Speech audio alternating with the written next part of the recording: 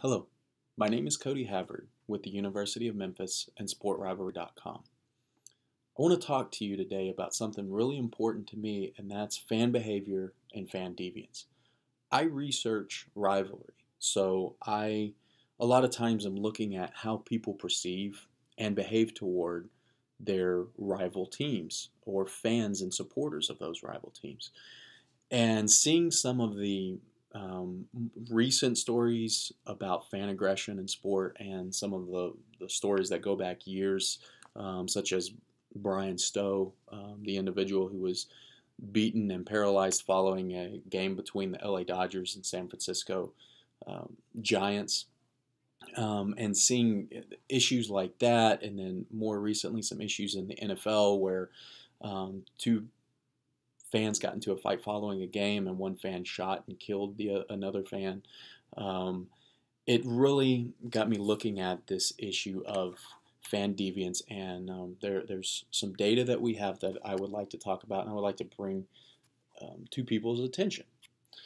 Myself and another researcher, Daniel Wan, have conducted several studies on fan aggression, and Dan Wan is the one who really started this, and the late 90s in looking at asking people if you could remain completely anonymous and there was no chance that you would get into trouble, how likely would you be to consider anonymous acts of aggression? And those anonymous acts of aggression are typically tripping a star player, coach, or fan of a rival team, breaking the leg of a star player, coach, or fan of a rival team, or physically hurting, or in some cases murdering a star player, coach, or fan of a rival team. Over and over and over again, he found, and I've later found, that most people, by and far, believe that behavior isn't acceptable. They definitely wouldn't consider acts of anonymous aggression. However, in every study that we've conducted, and this is at least 6 now, we've found that approximately 1% of our samples will indicate that they would definitely be willing to consider the most heinous acts of anonymous aggression. And those most heinous acts, physically hurting or in some cases murdering the star player, coach, or fan of a rival team. 1%. And when you look at research and something happens time and time and time again, as it is here, you feel like it's pretty consistent, and the findings are pretty consistent because these people have been polled online. They've also been polled or surveyed face to face. And so let's talk about that 1% real quick. 1% doesn't seem like a whole lot of a sample, right? However, think about it this way.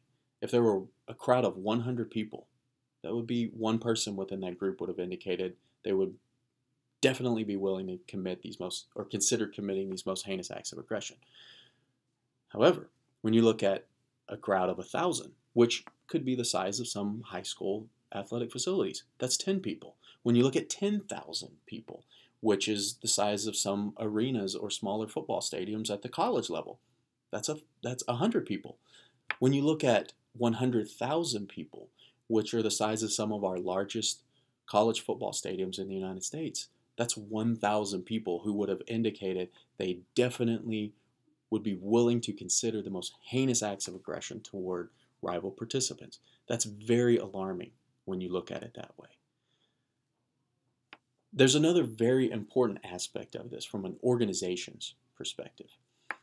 Organizations want fans to be excited about rival teams, right? You want fans to be excited, to show up, to cheer, to be loud, give the home field or home court advantage. However, organizations have to make sure they don't go overboard in making sure people get too excited to where they may become deviant. Because if that happens, then organizations could be held liable.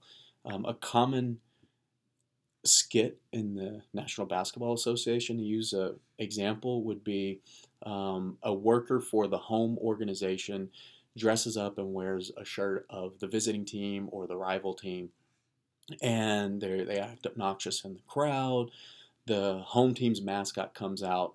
They get into a kind of a yelling match, and then the mascot of the home team ends up silly stringing the person, or in some way physically pushing the person, or I've even seen the mascot body slamming the person. And so for most people, the vast majority of people in attendance at those games, they understand this is just a skit. That's it. You know, maybe it's funny, maybe it's inappropriate, but it's just a skit.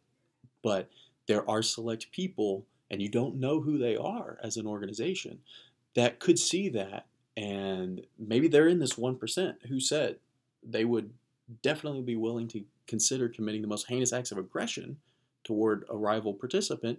Maybe they feel justified when they see something like that. And so organizations have to be very careful to promote rivalries and competitions in a responsible way to make sure that, one, they protect the people who are attending the games. You want people to come, you want people to have fun, you want people to be safe. Also, they want to protect themselves, because if something were to happen following a game and fans got into a fight, and what if one of the fans said, well, I saw this skit during the game, and so I felt justified in doing this? The organization would say, well, we have nothing to do with that. You know, this isn't what we stand for. They would push back from it. What I'm saying is it's very difficult for an organization to make that claim when they have these type of promotions during their games. And so, again, it's very, very important to pay attention to the fact that the vast majority of people in attendance at athletic events understand they're athletic events, they're for fun. Negative behavior or deviant behavior has no place there.